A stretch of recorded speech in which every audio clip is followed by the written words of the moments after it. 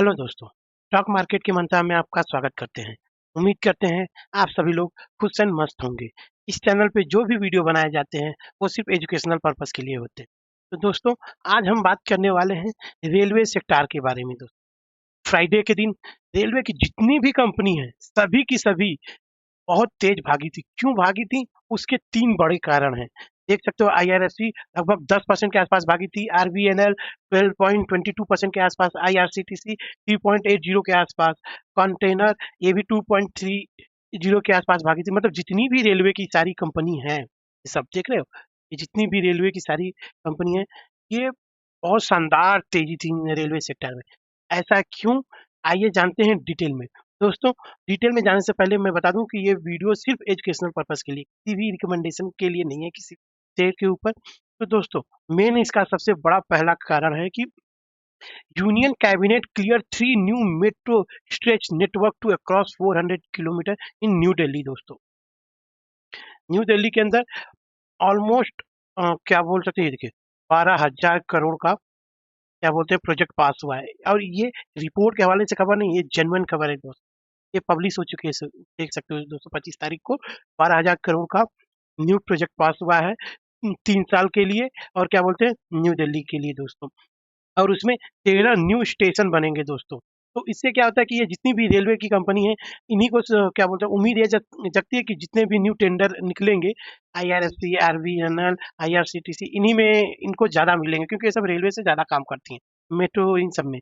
तो अब देखो, जो 12,015 करोड़ का जो कैपेक्स है 1.44 बिलियन यूएसडी का, वो 16.076 किलोमीटर का होने वाला है दोस्तों। अराउंड 30 न्यू स्टेशन होने वाले हैं। ऊपर के जो ये क्या बोलते हैं न्यू प्रोजेक्ट है, उसका डिटेल में है दोस्तों। ये देखो, यहाँ पे दिखेगा आप लोग को कि कौन कौन से लाइन बिछेंगे। आर के आश्रम, फिर एरोसिटी,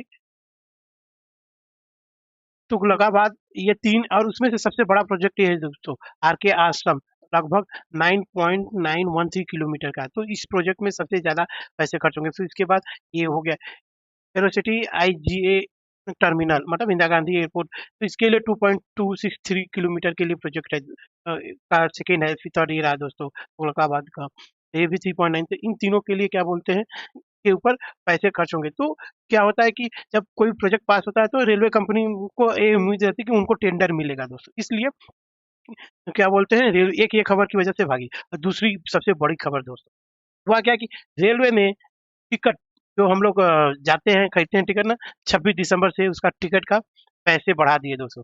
ये दूसरी सबसे बड़ी खबर है।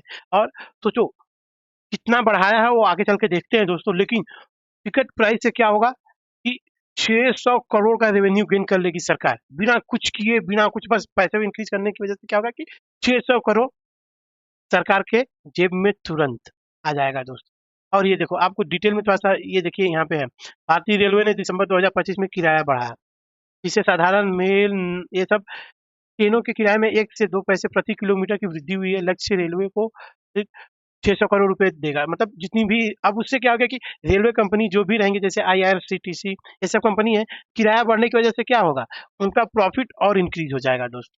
क्योंकि इंडिया में सबसे चीपेस्ट वे ट्रैवलिंग के लिए रेलवे ही माना जाता है दोस्तों। हर दिन लगभग 10 लाख करोड़ लोग ट्रैवल करते हैं, ज्यादा ही ट्रैवल करते होंगे। और डिटेल में जानेंगे दोस्तों, जैसे कि कितना किराया बढ़ा है, कैसे। तो देखो, 500 किलोमीटर में 10 रुपये ज्यादा, ऐसे करके हम डिटेल में यहाँ पे देखो दिया गया। Hike in train fares, second class ordinary up to 15,215 kilometre nil, और 216 to 750 kilometre 5 rupees, 751 to 1,250 kilometre 10 rupees. तो ऐसे करके हर एक किलोमीटर पे इंक्रीज हो गया, 5 रुपये, 10 रुपये, 15 रुपये, 20 रुपये। स्लीपर क्लास ऑर्डिनरी में 1 पैसा पर किलोमीटर, 2 पैसा पर kilometre in sleeper class. First class AC chair का, AC 3 tier, AC 2 tier and AC first class में क्या बोलते हैं 2 पैसा से इंक्रीज हुआ है दोस्तों। और for 500 kilometer journey in non AC mail और express passenger will be pay 10 rupees extra. तो ये क्या बोलते हैं, हुआ क्या कि अब जैसे कि सरकार ने अपना ट्रेन का टिकट का पैसा हाई कर दिया दोस्तों। उससे अब क्या होगा कि जो भी रेलवे की कंपनी रहेंगी, उनका प्रॉफिट अपने आप ही ग्रो हो जाएगा दोस्तों। इससे क्या होगा कि उनका प्रॉफिट ग्रो होगा, सेल्स सेल्स जो भी होगा प्रॉफिट ग्रो हो जाएगा, उसका EBITDA सही आएगा, प्रॉफिट ऊपर दिखेगा।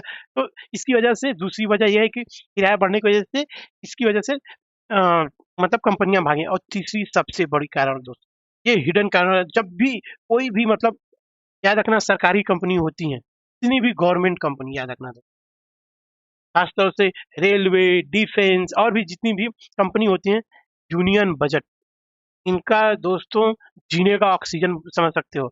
ऑक्सीजन चाहिए ना हम लोग को जीने के लिए, वैसे ही यूनियन बजट रेलवे कंपनी के लिए ऑक्सीजन का काम करता है। क्यों? क्योंकि सरकार जब भी यूनियन बजट लाती है, उसमें रेलवे के लिए अलग से बजट रहता है। और उस बजट में जैसे कि 10 रुपये बोलेगी अगले साल में, तो हम अगले साल 10 रुपये पूरा खर्चा करेंगे। तो ऐसे ही करके हर साल 10 लाख करोड़ 20 लाख करोड़ कितना देती है कंपनी या जो भी हो, जितना गवर्नमेंट देती है कितना खर्चा करेंगे। याद रखना दोस्तों, जितनी भी गवर्नमेंट कंपनी है, देखना खासतौर से दिसंबर के मिड से लेकर के फरवरी तक उनके अंदर बहुत तेज रैली रहती है। क्यों? एक एक्सपेक्टेशन की, एक उम्मीद की रैली रहती है कि भाई हमको सरकार ज्यादा पैसा देगी खर्च करने के लिए। अब समझो, अगर मान के चलो सरकार ने 10,000 करोड़ का बजट दिया, तो रेलवे क्या करेगा? मैं रेलवे की बात कर रहा हूँ। तो रेलवे क्या करेगा कि अगले साल के लिए 10,000 करोड़ का उसको खर्च करने के लिए पैसे मिल गए, तब वो क्या करेगा कि 10,000 करोड़ का टेंडर निकालेगा। और जो भी रेलवे कंपनी है, ऊपर आपको 8-9 कंपनी का नाम दिखाया था दोस्तों, उनको टेंडर मिलेगा। टेंडर मिलेगा तो क्या होगा? उनके सेल्स ग्रोथ होंगे, प्रॉफिट ग्रो होंगे। भाई जीने के लिए तो काम चाहिए ना, तो सरकार ही काम देगी तभी तो कंपनी ऊपर भागेंगी। तो उनका मेन ऑक्सीजन होता है यूनियन बजट, कह सकते हो। यूनियन बजट मतलब रेलवे के लिए मैं बात कर रहा हूँ, तो रेलवे का बजट, डिफेंस के लिए डिफेंस का बजट, एग्रीकल्चर के लिए एग्रीकल्चर का बजट। तो ऐसे ही करके यूनियन बजट थोड़ा सा डिटेल में समझते हैं दोस्तों। यूनियन बजट ना इंपॉर्टेंट क्यों है, ये देखिए।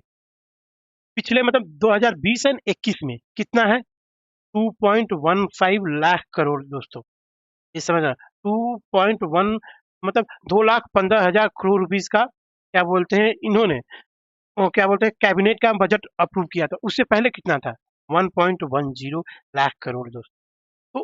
तो जो सीधे ऑलमोस्ट डबल हो गया था 2021-22 में। तो इससे क्या हुआ कि ये दिखाता है कि ये कंपनी का मतलब उस समय रेलवे की कंपनी बहुत तेज भागी थी। ये 2020 और 21 की बात है। 2023 में ये कितना हो गया था?